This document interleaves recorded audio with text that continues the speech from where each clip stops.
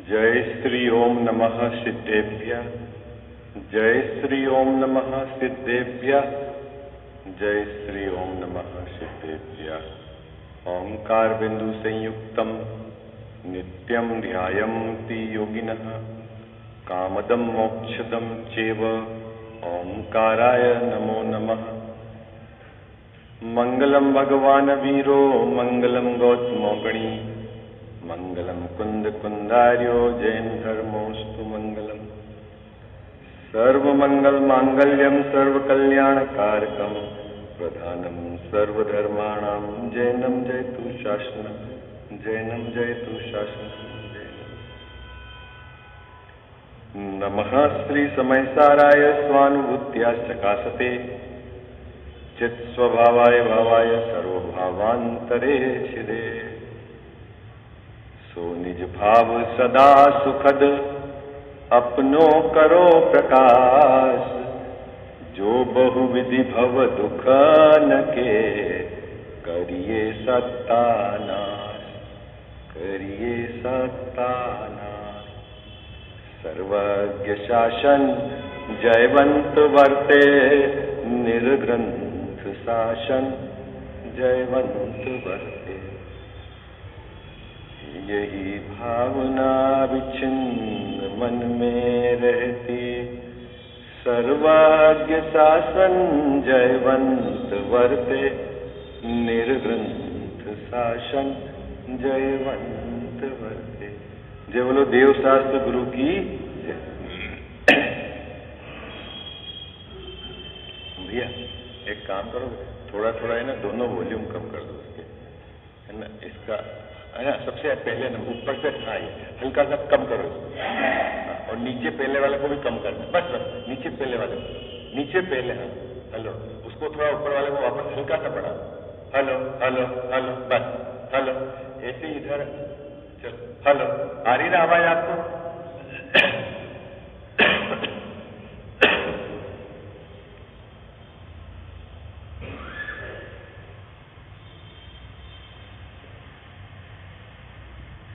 एक तो वेदनी कर्म का उदय।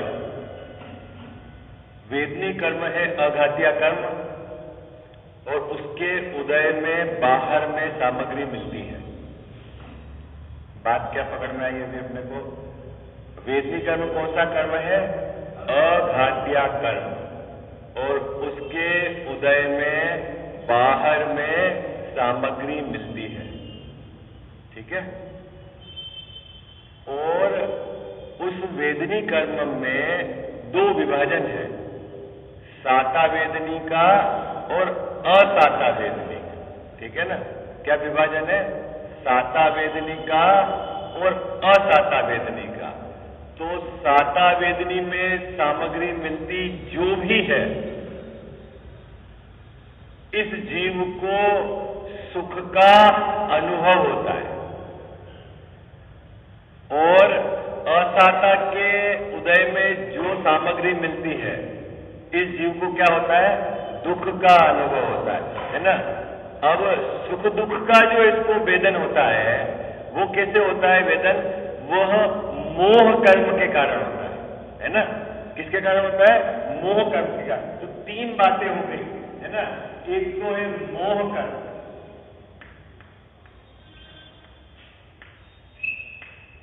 एक है वेदनी कर्म, और एक है बाहर की सामग्री।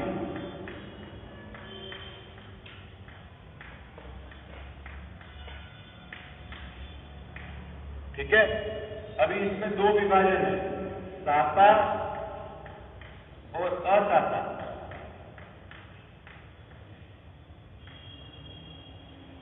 यहां कोई विभाजन नहीं।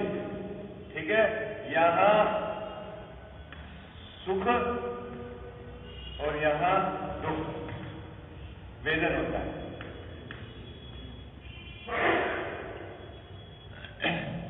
बात समझ में आई आपको? क्या कहा कि वेदनी कर्म में साता वेदनी के उदय में सामग्री जो मिलेगी, ठीक है। सामग्री में इसलिए विभाजन नहीं किया कि सामग्री में ऐसा विभाजन नहीं है कि ये सुख की सामग्री है और ये दुख की सामग्री है। बात समझ में आई आपको?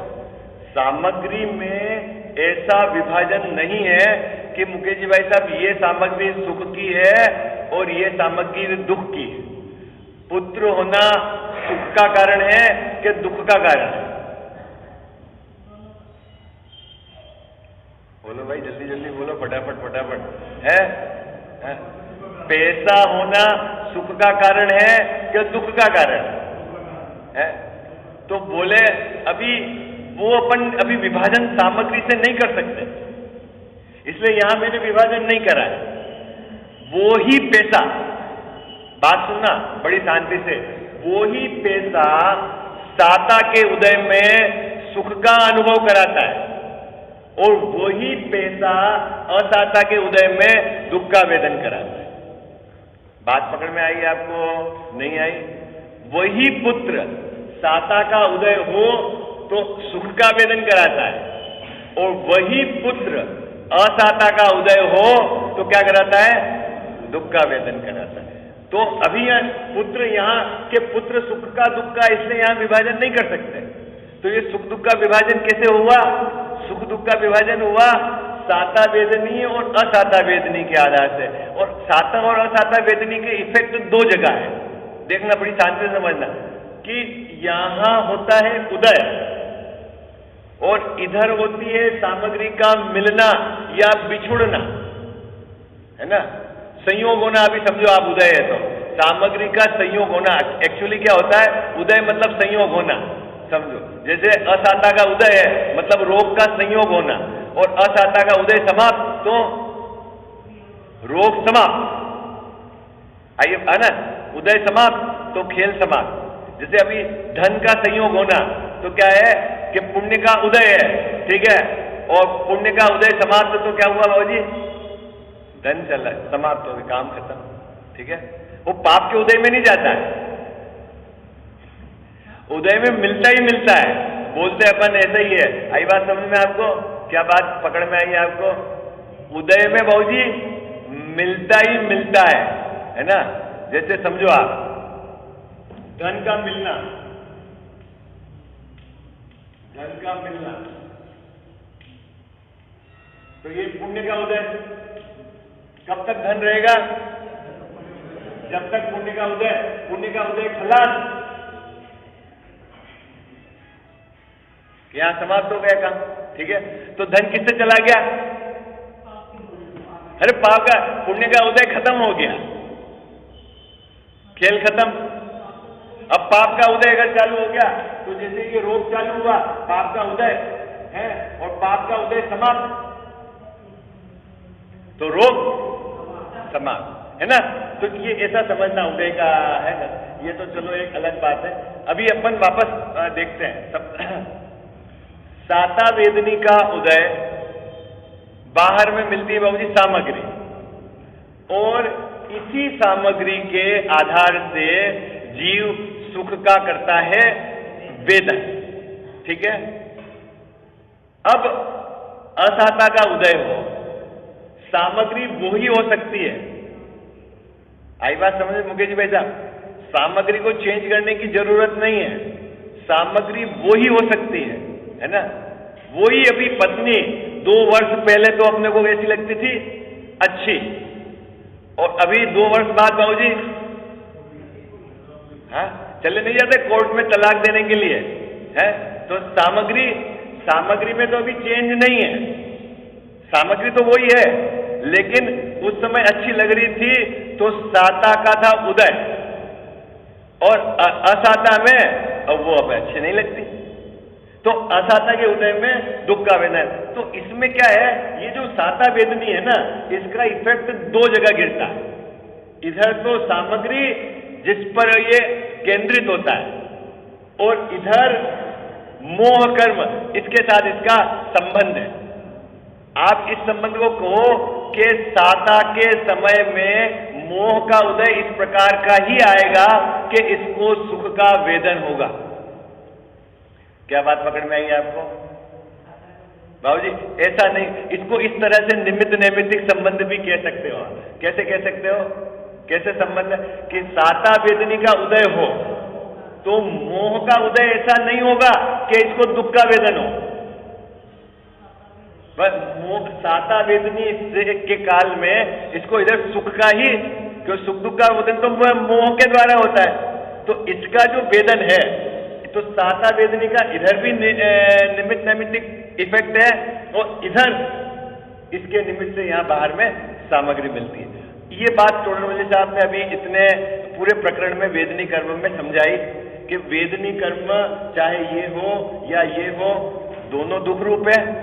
एक बात ये समझाई, जगत के जितने जीव हैं इस साता के उदय को चाहते हैं, असाता के उदय को हटाना चाहते हैं, लेकिन वो जो उपाय करते हैं वो झूठे हैं। क्यों कि वो उपाय करते हैं यहां, कहां करते हैं वो उपाय क्या करते हैं यहां, और यहां इसके उपाय से कुछ होता नहीं। यहां जो कुछ चेंजेस होगा वो उदय के अनुसार। ओके, एक बात। दूसरी बात, कभी ऐसा भी होता है कि यहां हम चेंज करना चाहें और उदय भी चेंज हो जाए, तो यहां चेंज हो गया, तो उस परिस्थिति में तो जीव सुखी के नहीं, तो बोला उस परिस्थिति में भी सुखी नहीं। कारण क्या है कि भले ही सामग्री उसने जो चाहा वैसा मिल भी जाए तो भी अनेक इच्छाएं उसकी उस समय खड़ी रहती है, समझो उसको दुख ही दुख है। इतनी सब बातें टोडरमल साहब ने स्पष्ट करने के पश्चात उन्होंने मूल बिंदु ये बताया कि भाई बाहर की सामग्री से सुख दुख का कोई संबंध नहीं है, तू यहां माथा मत मार। क्या कहना चाह रहे हैं? बाहर की सामग्री से सुख दुख का कोई संबंध नहीं है, कि बाहर के संयोग से सुख दुख का कोई संबंध नहीं है।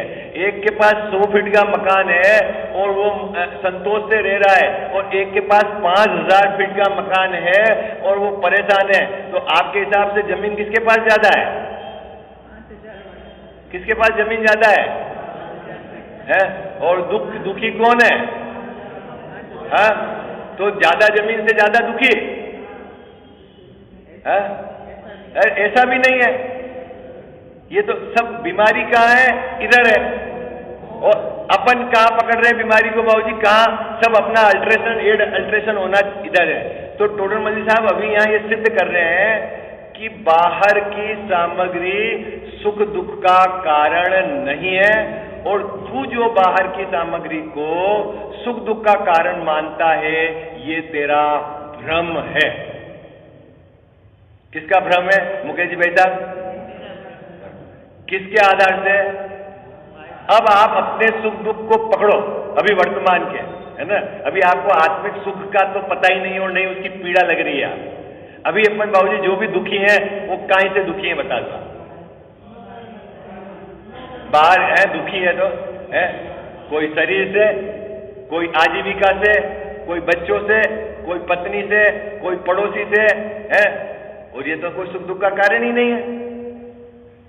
तो अपन क्या मानते हैं? अरे बोलो भाई, जल्दी बोलो। अपन क्या मानते हैं अजीत भैया? इन्हीं से सुख दुख हो रहा है ना? है? अगर पत्नी सही होती तो मेरे को परेशान होने की क्या जरूरत थी? कौन परेशान करता है अपने को? अरे बोलो ना। है? ये नालायक पुत्र कुछ करता नहीं, 28 वर्ष की उम्र हो गई है इसकी, काम धंधा, और अब इसको कौन लड़की देगा?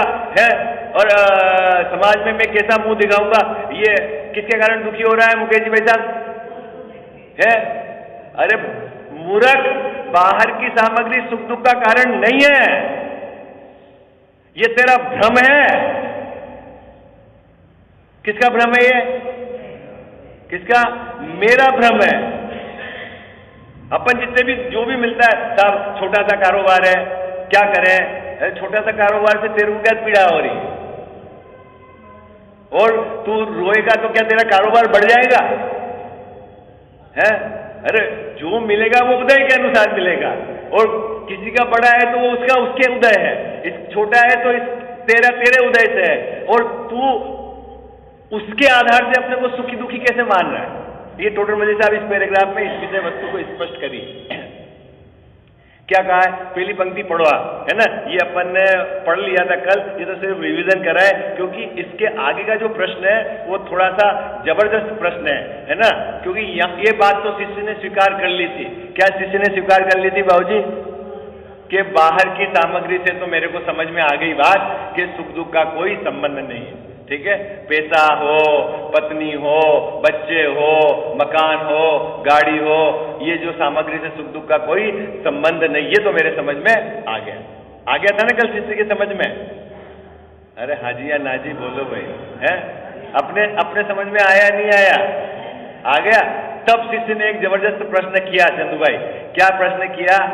ये बात तो हमारे समझ में आ गई कि पैसे से सुख दुख का संबंध नहीं है, लेकिन शरीर में रोग हो जाता है तो पूरा जगत दुखी होता है हमारा। ये हमारे बात समझ में नहीं आती। आई क्या? भाई पैसे की बात तो हमारे समझ में आ गई, पत्नी की बात समझ में आ गई, बच्चे की बात समझ में आ गई, लेकिन शरीर में रोग होवे है। और फिर अपन ने तो सुखी की लिस्ट भी ऐसे ही बनाई है।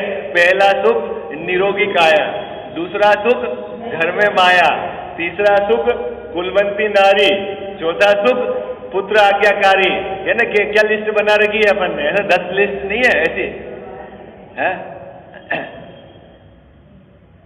नहीं है बाबूजी लिस्ट, है। शरीर स्वस्थ है तो बढ़िया। अब ये शिष्य ने प्रश्न खड़ा किया कि महाराज जब शरीर में रोग है तब तो जगत के जितने भी जीव है सभी दुखी होते हैं। उसने एक बड़ा प्रश्न खड़ा कर दिया। क्यों कि अभी भी अपन ये बात सुन रहे होंगे तो अपने को तुरंत लग रहा होगा बात तो 101% सही है, चंदू भाई सही है, ऐसा नहीं लग रहा है अपने को? है पैसे के समय में तो समझ में आ गया था कि खूब पैसे वाले दुखी भी हैं, और लेकिन बीमार तो जो भी बीमार है वो तो सिर्फ दुखी दुखी दुखी दुखी दिखता है? तो फिर शिष्य ने ये प्रश्न टोडरमल जी के सामने खड़ा कर दिया, है ना। अब यह प्रश्न का समाधान है और टोडरमल जी साहब का उत्तर है, और जगत में वो ऐसे उदाहरण प्रस्तुत करेंगे कि जिनके रोग भी है और सुखी भी है। क्या बाबूजी?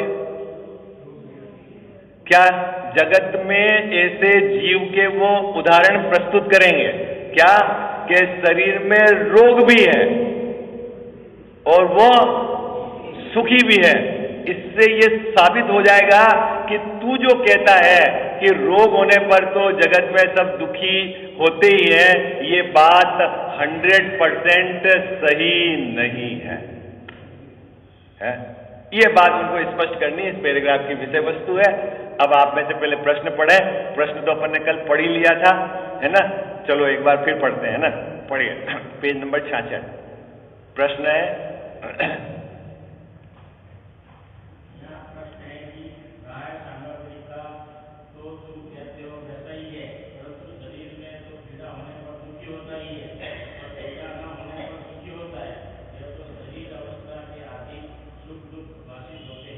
आ गया प्रश्न समझ में गजावत साहब? शिष्य ने ऊपर वाली बात तो स्वीकार कर ली। क्या बात स्वीकार कर ली? बाहर की सामग्री से सुख दुख का कोई संबंध नहीं, लेकिन शरीर में रोग तो बोलो दुखी कि नहीं दुखी?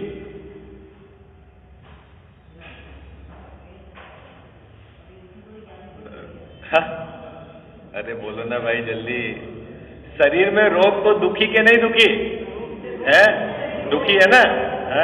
तो फिर शिष्य बेचारा कहां गलत है? बाबूजी रोग तो दुखी के नहीं दुखी?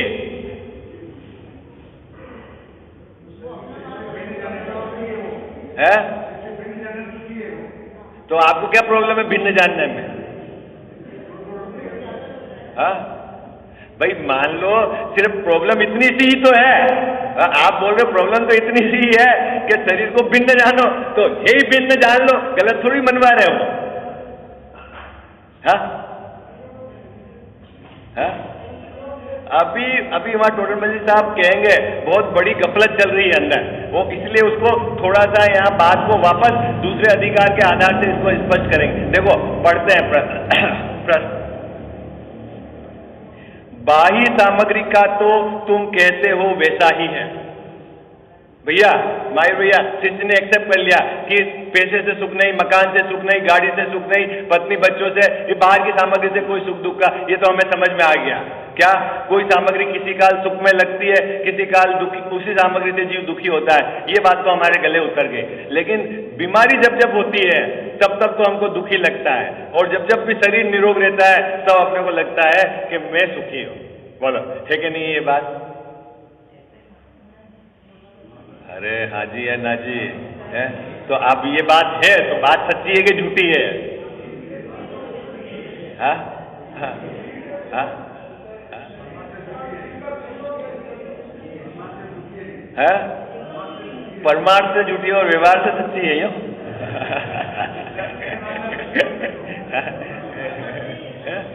अरे जगत का दुख सच्चा है, हाँ वो चक्कर में मत पड़ना हो, दुख भी सच्चा है, और आपका जो सुख है ना वो भी दुखी है, वो भी सच्चा है। सुख सच्चा नहीं है जगत का।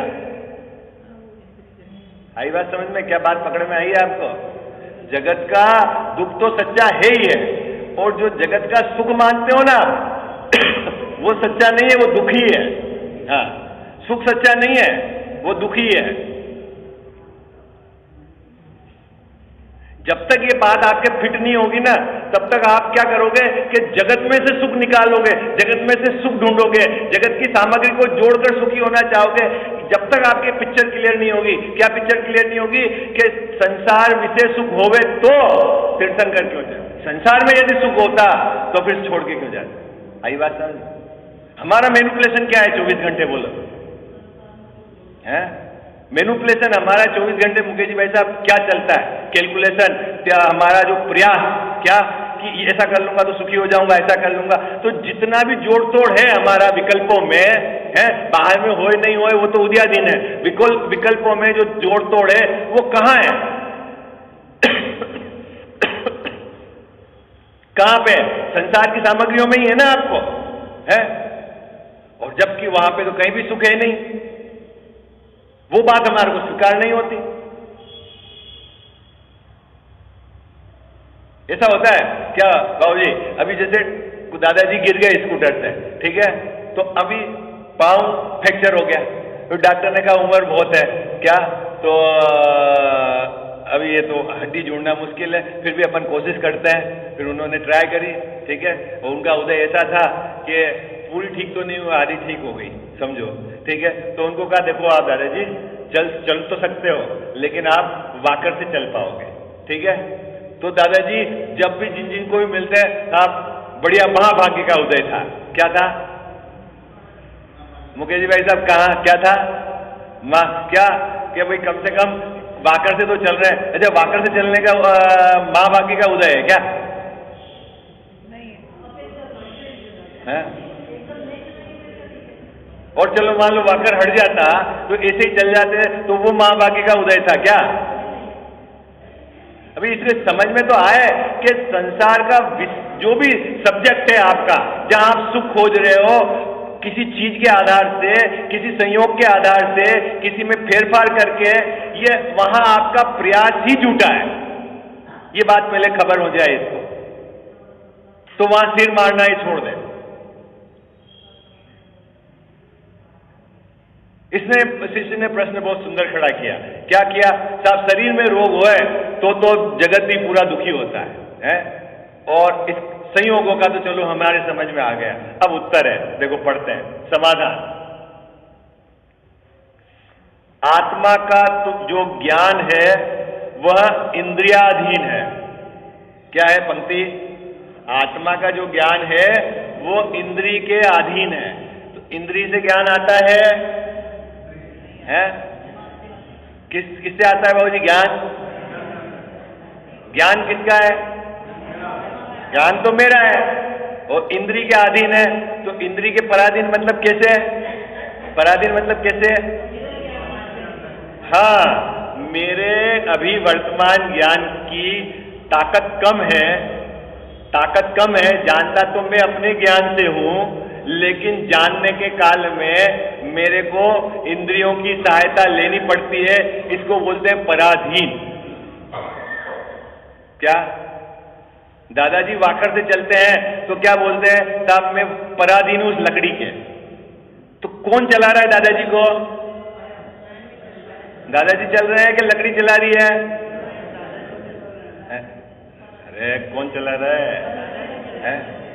लकड़ी चला रही है कि दादाजी स्वयं चल रहे हैं अपनी ताकत से? चल, अच्छा स्वयं अपनी ताकत से चले तो वाकर छोड़ दे और एक बार चल के दिखाए। तो इस प्रकार के कमजोर ज्ञान को कहते हैं पराधीन ज्ञान, है ना? आई बात समझे? इस ज्ञान को इसलिए कहते हैं इंद्रियाधीन ज्ञान, है ना? क्या लिखा है? आत्मा का जो ज्ञान है वह इंद्रियाधीन है। चंदू भाई आधीन का ये समझ गए? इंद्रिया, ऐसा नहीं है कि इंद्रिय नहीं होगी तो आत्मा नहीं जान पाएगा, ये नहीं कहना चाह रहे हैं। आत्मा जानता तो है अपने ज्ञान से, इंद्रिय के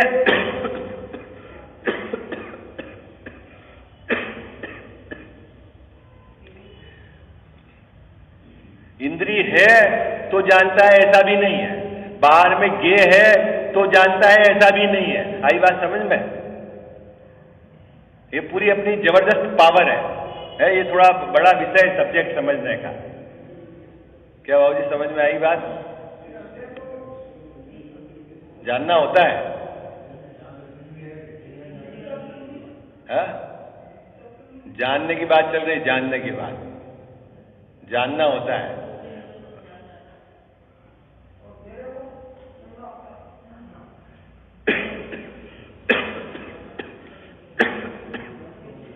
थोड़ा सा पहले इंटरनल अरेंजमेंट समझो आप। नहीं, चौथे अधिकार में जब चर्चा चलेगी तब समझाएंगे कि ये जीव आपके जैसे बार बार बात क्यों करता है। चक्कर क्या है कि इस आत्मा का और शरीर के घनिष्ठ निमित्त नैमित्तिक संबंध है। चौथे अधिकार में पंडित जी आपकी समस्या का समाधान करेंगे। क्या? कि इस आत्मा का और शरीर के घनिष्ठ निमित्त नैमित्तिक संबंध है। और है तो आत्मा ज्ञान वाला, लेकिन अब आपको मैं कह रहा हूं कि मैं हाथ नहीं उठा सकता। अरे क्या बात कर रहे हो? मैंने विकल्प कर रहा और मैंने उठाया, मैं नहीं उठा सकता।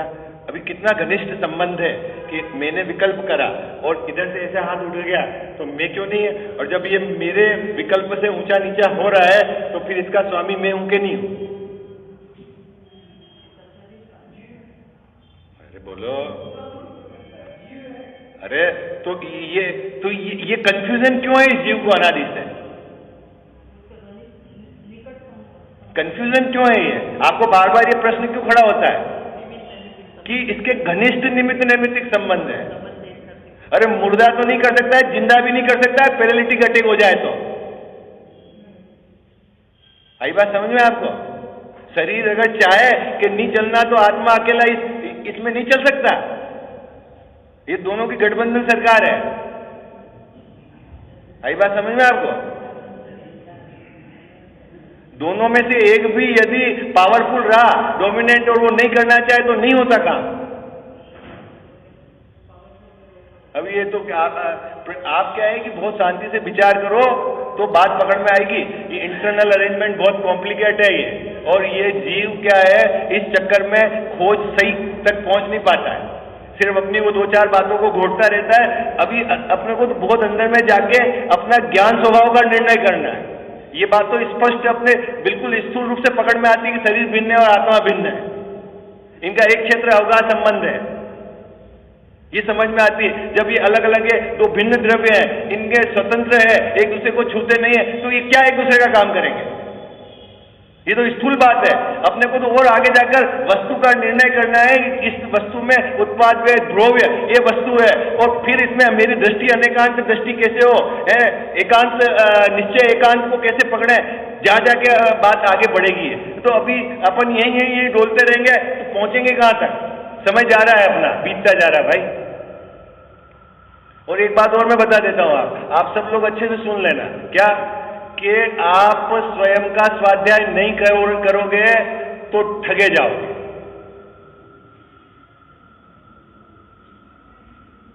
क्या? जिस प्रकार से ये जो माध्यम है ना, क्या मोबाइल, बाबूजी प्रचार के लिए बहुत बढ़िया है, डेफिनेटली, है ना? अब इसमें सही प्रोडक्ट भी आ रहा है और गलत प्रोडक्ट भी आ रहा है। अब क्या करना?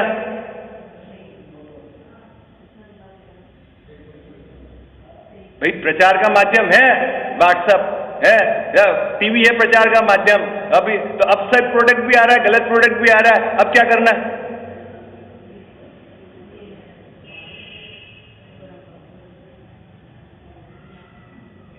इसलिए भाई अपने को आत्मकल्याण की दृष्टि पूर्वक है ना, और आगम पहले मूल आचार्यों की बात को अच्छे से समझना और मिलान करना, क्या क्या आगम की बात है, अध्यात्म में ये बात क्यों कही है, अध्यात्म का उद्देश्य क्या है, वस्तु का निर्धारण किसके आधार से करना, दृष्टि का विषय क्या है, बराबर पकड़ना, नहीं तो गड़बड़ हो जाएगी।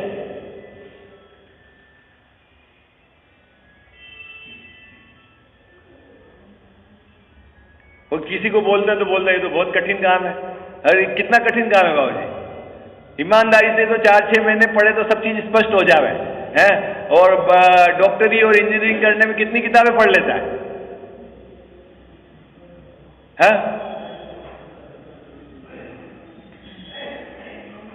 रुचि नहीं है उसकी। मतलब देखो, आप में मतलब आचार्य की अपेक्षा समझने का प्रयास करना है अपने को।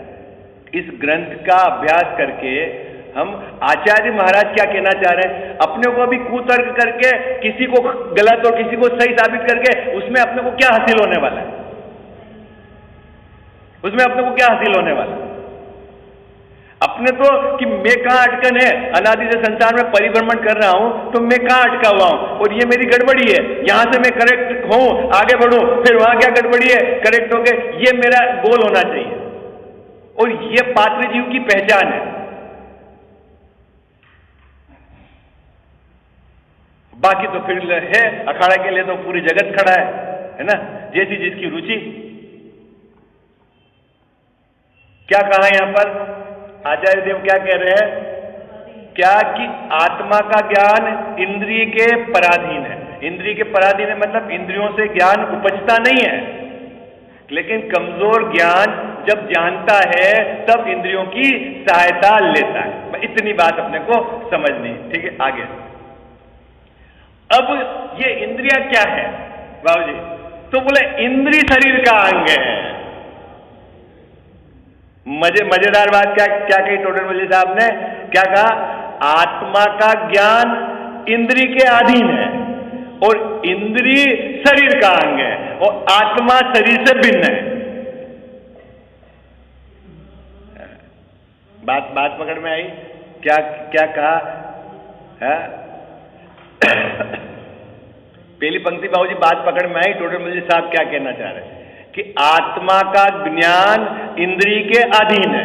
इसका मतलब क्या है कि आत्मा जब जब जानेगा, जो कमजोर ज्ञान जानने के काल में इंद्रियों की सहायता लेनी पड़ती है ना। जैसे कि ये ठंडा है कि गर्म, तो जानने के लिए क्या करना पड़ता है अपने को, स्पर्शन इंद्रिय की सहायता लेनी पड़ती है। तो किसने जाना? इसने जाना कि आत्मा ने जाना? जाना किसने?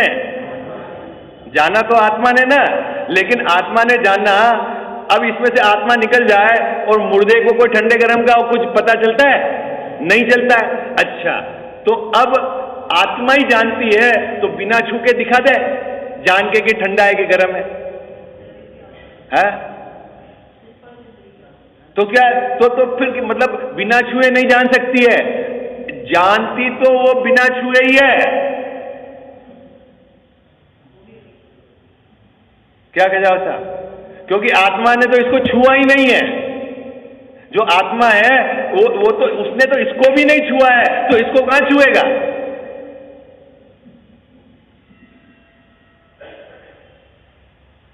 चक्कर पड़ गया है, गड़बड़ हो गई बात तो बहुत है बाबूजी है। इंटरनल अरेंजमेंट तो समझना पड़ेगा ना आपको, है कि जानने का काल इसका है। अभी हाँ जाना इसने कि यहां पे रखा और स्वाद आया, ठीक है, और दूर रख के बता दो कैसा है? तो साहब यहां रखा तो आत्मा ने ज्ञान कर लिया कि ये मीठा है, कम मीठा है, ओके, ज्ञान कर लिया। तो आत्मा ने छुआ क्या इसको? नहीं छुआ, तो जाना कैसे? जाना कैसे? तो आत्मा ने जाना तो ज्ञान से। लेकिन ऐसा इनका कमजोर ज्ञान का और इंद्रियों का ऐसा मतलब ये इतना पराधीन कमजोर ज्ञान है कि जब ये जानेगा तो अपनी योग्यता से ही, लेकिन तब इंद्रियों की सहायता लेनी पड़ेगी। आई बात समझ में आपको?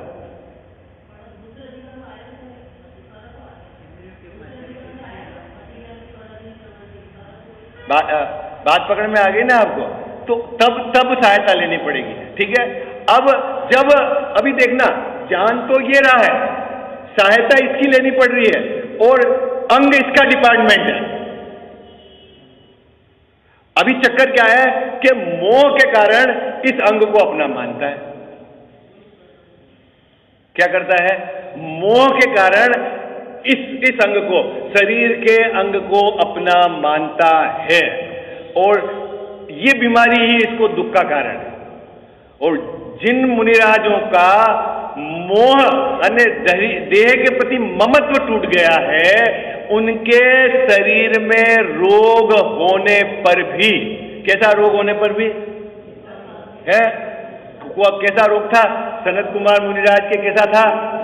है कोड़ था, कोड़। बाबूजी क्या था?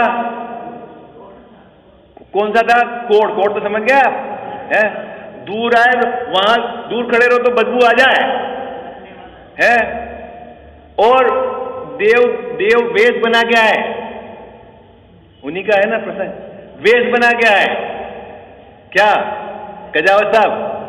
उनके पास किसका? वेद का रूप। साहब हमारे पास एक औषधि है, एक औषधि।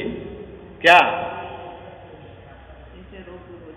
कि अगर वो एक बूंद यहां लगा दें आपके, तो ये शरीर कंचन जैसा हो जाएगा, है? बाबूजी क्या करना चाहिए? व्हाट इज, समय हो गया, आप ऑब्जेक्ट बताना। क्या अगर अपने साथ ऐसी परिस्थिति बने तो? है? समय हो गया है, मैं कल वापस कहानी ये पूरी सुनाऊंगा आपको। आप क्योंकि ये देह के प्रति ममत्व जब तक रहेगा तब तक आपको ऐसा लगेगा।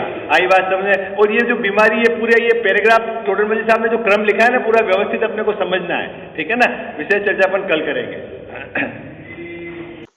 जिनवाणी माता दर्शन की बलिहारियाँ, सरस्वती माता दर्शन की बलिहारियाँ। प्रथम देव अरिहंत मनाओ, गणधर जी को ध्याऊं। कुंद कुंद आचार्य हमारे, तिनको शीश नवाऊं रे। जिनवाणी माता दर्शन की बलिहारियाँ। योनि 1,84 माही, घोर महादुख पायो।